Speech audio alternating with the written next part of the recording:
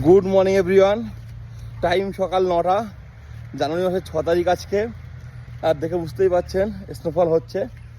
যারা আগের ভিডিও দেখেছেন তারা জানেন গতকাল রাত্রে শ্রীনগর থেকে কি বিভৎস স্নোফলের মধ্যে দিয়ে বাড়ি এসেছিলাম।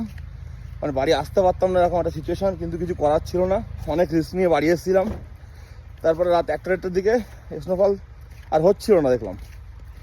তারপরে আবার এই সকালবেলা উঠে হাঁটতে বেরিয়েছি, এখন দেখলাম আবার স্নোফল শুরু হয়েছে। দুর্দান্ত লাগছে চারিদিক, তো সেইটা মূলত আপনাদের দেখাবো, সেই জন্য এই ভিডিওটা। এখন তো আর ভিতরের দিকে যাওয়া যাচ্ছে না হাঁটতে, এখন মেন রোডেই হাঁটতে হচ্ছে। তার কারণ হচ্ছে এত স্নো গ্রামের ভিতরের দিকে যে ভিতরে হাঁটা যায় না। মেন রোডে দেখুন মাঝখানে একটু ক্লিয়ার, বাকি দেখুন দুই সাইডে স্নো।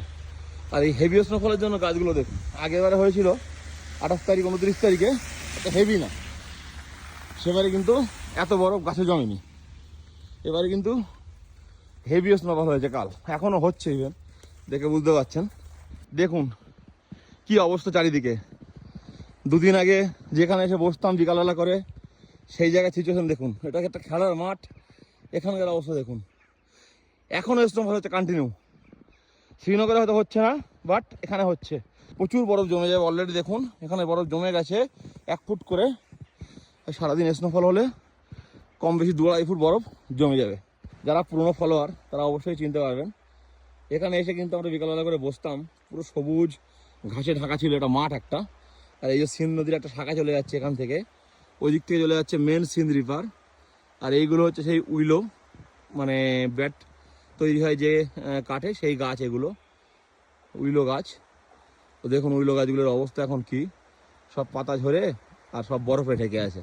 এই গাছগুলো দেখুন কেমন লাগছে, কন্টিনিউ স্নোফল হচ্ছে, কন্টিনিউ।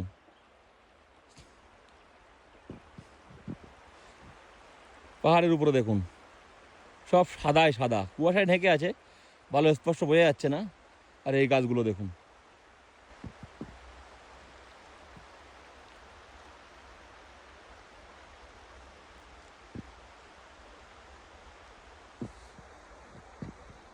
এবার বাড়ির দিকে যাই, অনেক হাঁটাহাঁটি করলাম, খিদে পেয়ে গেছে।